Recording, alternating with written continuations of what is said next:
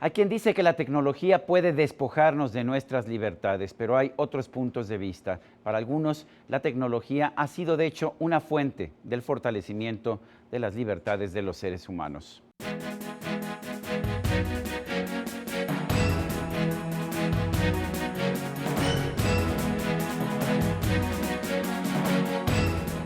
Guillermo Yates ha sido directivo de empresas petroleras y de empresas dedicadas también a otros campos de actividad. Tiene un doctorado honoris causa de la Universidad Francisco Marroquín de Guatemala. En su libro Un mundo pequeño, el futuro de la libertad en la era global, nos obliga a reflexionar precisamente sobre esta relación de la cual siempre se ha hablado, de la cual siempre se ha reflexionado en torno a la tecnología y a la libertad. Guillermo Yates, gracias por estar con nosotros. Muchas gracias por la invitación.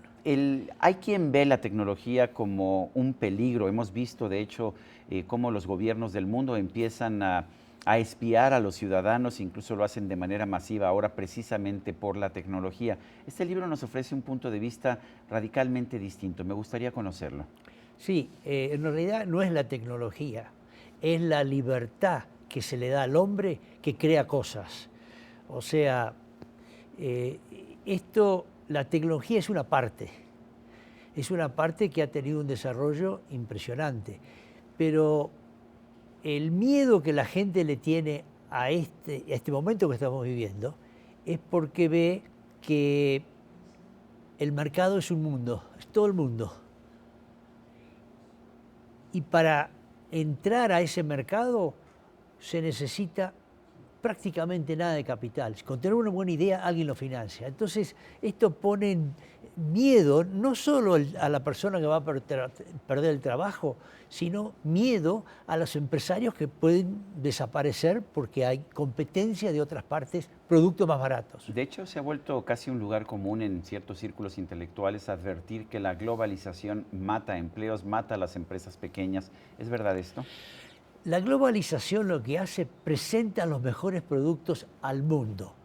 O sea, ¿qué es lo que no había antes? Hoy uno tiene información, alguien en Nepal, exactamente igual que en Silicon Valley, California, o Cambridge, Massachusetts, por la Internet. O sea, el tal genoma humano puesto ahí. No es hoy la oportunidad de hacer una empresa, uno puede empezar sin capital, cosa que antes no era así. Tiene que conseguir a Rockefeller, a Morgan para que financie a Edison. Hoy, una persona sin capital puede hacer una empresa. ¿Cómo es eso? Se presenta y dice, quiero que me den, estas organizaciones existen en todo el mundo y en México también, son los startups, se llaman, los que van a empezar. Son fondos incluso de inversión precisamente para empresas que se están iniciando en campos de innovación. Exactamente, pero no tiene que ser técnico, puede ser algo, transporte de carga. Un camión lleva 100 kilos de carga y vuelve vacío. Bueno, te lo voy a rellenar, consiguiendo a través de Internet carga, así hace más eficiente, más barato la carga. ¿Cuándo comienza este progreso tecnológico, esta aventura tecnológica? ¿Es con la imprenta de Gutenberg? Yo diría que la libertad comienza antes. Tuvo muy poco desarrollo. La libertad empieza cuando eran nómades y empiezan la agricultura. Y ahí el producir de la agricultura se da en base a necesidad, pero uno recibe una parte. Antes, la ley del más fuerte se llevaba todo, y lo que quedaba coman ustedes. Y la humanidad sigue prácticamente sin crear mucha riqueza. Con Gutenberg llega la posibilidad de que más gente pueda leer lo que está pasando. Pero la Revolución Gloriosa en Inglaterra, ahí empiezan a los monarcas perder o dar derechos para recibir algo a cambio. Y empieza 1750-1800. Con la Revolución Industrial, digamos. Con la Revolución Industrial. Y la Revolución Industrial explota porque ahí hay mucha más libertad y la libertad permite al ingenio que invente cosas. ¿Por qué es tan importante la libertad precisamente? La libertad es importante porque uno se puede quedar con el fruto de su trabajo. La libertad es importante porque no tiene que hacer lo que quiere el monarca. Tiene el ingenio, como uno lo ha visto en los últimos años, es impresionante. ¿Cómo usted los inventó antes? Y es hoy en día el ingenio, la inteligencia que hace un hombre rico sin tener un centavo para empezar. Cosa que no ocurría antes. Es la revolución del conocimiento que empezó esto. Ahora 40 años. Tenemos la primera parte, que es la revolución agrícola, después la industrial del 1800. Pero esto que estamos viendo tiene 40 años. Los cambios van a ser revolucionarios. Revolucionarios en todo aspecto. Mucha gente tiene miedo finalmente en la revolución industrial. Los luditas iban y destruían máquinas telares que sentían que iban a eliminar empleos. ¿Qué opina usted? Yo creo que es lógico que tengan miedo, porque esto, no estamos hablando de robots. Robots van a reemplazar la mano de obra. ¿Qué va a pasar con la parte genética? ¿Qué pasa con la parte moral? La parte ética, la parte jurídica. Están caminando, están subiendo, caminando por una escalera y otro en un jet. Las cosas que están haciendo, nadie se imagina.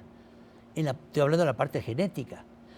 Yo me acuerdo, hace 40 años, IBM tenía una computadora que se llama Big Blue. Ocupaba 3 salones de estos. La gente iba a verlo así como en vidrio, como si estaba viendo un marciano.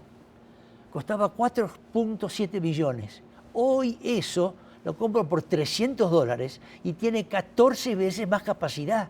Eso en mí, yo esas cosas... ¿Pero eso es un riesgo o finalmente nos fortalece? Es un riesgo, pero es un riesgo porque el Estado debe intervenir. Va a haber mucha gente sin trabajo, pero hay que darle educación y mantenerlos. Porque, ¿qué pasa? Esto produce montañas de plata y la persona que está abajo no la produce. Y más, el día de mañana puede estar sin trabajo.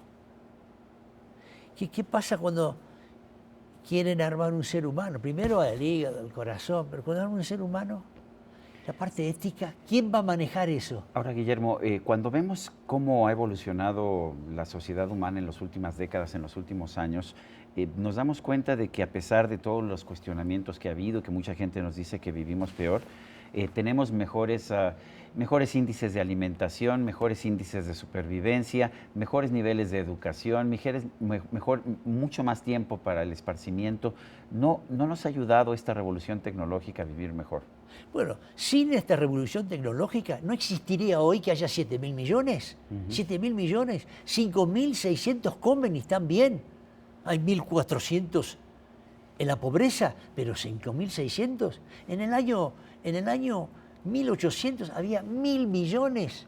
Hoy tenemos 5.600 millones que comen y viven bien. Entonces, ¿qué pasó? El Producto Bruto subió el doble en las últimas décadas, en las últimas 4 décadas. La pobreza bajó del 52 al 26. La expectativa de vida ha subido de 45 años a 75. Nunca pasó eso. En la historia del mundo nunca ha habido un mejor momento. Yo lo digo con historia.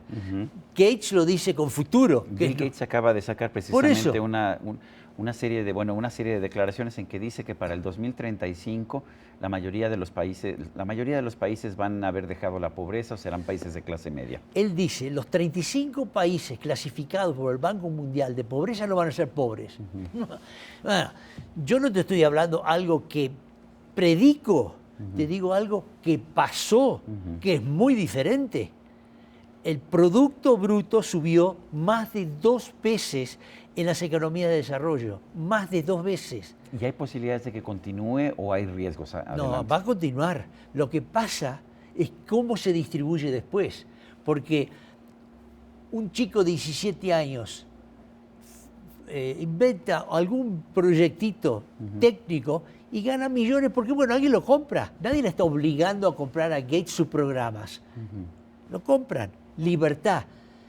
Pero esa tremenda masa tiene de alguna forma los gobiernos ver cómo mantienen a los que van a desaparecer del trabajo. o con una educación que puede ser útiles. ¿Cuál debe ser la responsabilidad fundamental del Estado en este ambiente cambiante en el que estamos viviendo? El Estado tiene una responsabilidad importantísima en toda la parte genética, que no está ausente, en todas partes está ausente.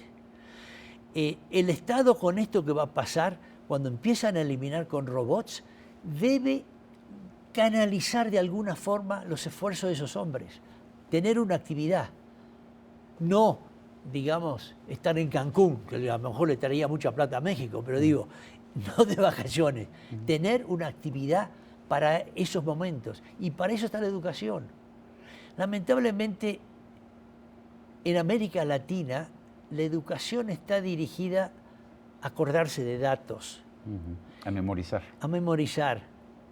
Lo que hay que tener es critical thinking. Pensamiento crítico. Exactamente. ¿Por qué pasa esto? No porque me acuerdo que de tal fecha. ¿Por qué pasó? ¿Cuáles fueron las condiciones? Esa es la parte importante. Y los gobiernos, lamentablemente, están subiendo por la escalera. Estas cosas están pasando como relámpago. Siempre nos han dicho, siempre nos han preguntado a los latinoamericanos, ¿por qué si teníamos todos los recursos naturales, incluso buenos sistemas educativos en países como Argentina, por qué no pudimos aprovecharlo? ¿Por qué una Argentina, que era uno de los países más prósperos del mundo en los años 20, hoy es un país con tantas dificultades económicas? La Argentina hoy no es un país con dificultades, lo tiene en 1907. O sea, un pequeño grupo desarrolló las riquezas que había por una oportunidad del mercado. Inglaterra. Esta es una oportunidad de mercado de vuelta, ¿eh? Yo creo que es una oportunidad de mercado. Y hizo un país fabuloso, pero no sacó 300 años de hábitos hispanoamericanos, de España. Hábitos. ¿Cómo cuáles? Tardanza. No tenemos que trabajar, tenemos que pensar, tenemos que ser filósofos. Trabajar no es para un hombre inteligente. Esas 300 años no se puede borrar con una constitución. Los hábitos y usos de sociedades quedan muchos años después.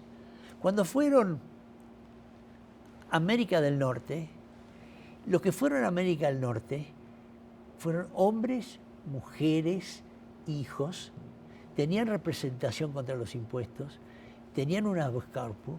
Los que vinieron a América... Estados Unidos surge de una rebelión contra los impuestos. Claro, claro. ¿Y qué pasó con América Latina? ¿De dónde surgió nuestra rebelión en Buenos Aires, en México, en Perú? Bueno, porque Napoleón invadió España y se quedaron sin gobierno. Y entonces empezaron los criollos contra los españoles a ver quién agarraba la torta. Buenos Aires era una de las ciudades más grandes de contrabando. Al Uruguay llevaban las cosas y se cruzaban. Empieza la prosperidad así, con contrabando. Entonces España... Que es una forma de mercado libre. No es mercado libre, porque en realidad hay reglas que hay que seguir, ¿no? Lo que pasa es que el contrabando patea en contra de las reglas. Y eso es lo que hizo en 1776 se pone el Virreinato Río de la Plata en Buenos Aires para pelear el contrabando y dieron mercado libre por 10 años, sin importar. O sea que tenés mucha razón con lo que decís. ¿Hacia dónde tenemos que ir ahora? La tecnología sigue transformándose, estamos viendo cómo cada 2 o 3 años súbitamente tenemos nuevos productos, nuevas capacidades. ¿Hacia dónde vamos a llegar en 20 o 30 años? Yo creo que en 5 años, un día empieza a estallar la parte genética que en países como Estados Unidos o Inglaterra, qué sé yo, tienen mucho cuidado con lo que hacen. Pero si esto se lo hacen en Indonesia o en otros países donde no es tan estricto, no es el control tan estricto, porque lo subcontratan, de pronto se encuentra con un Frankenstein. Y estos tipos que están ahí en el gobierno están pensando en la luna. No están en la luna, están pensando en la luna.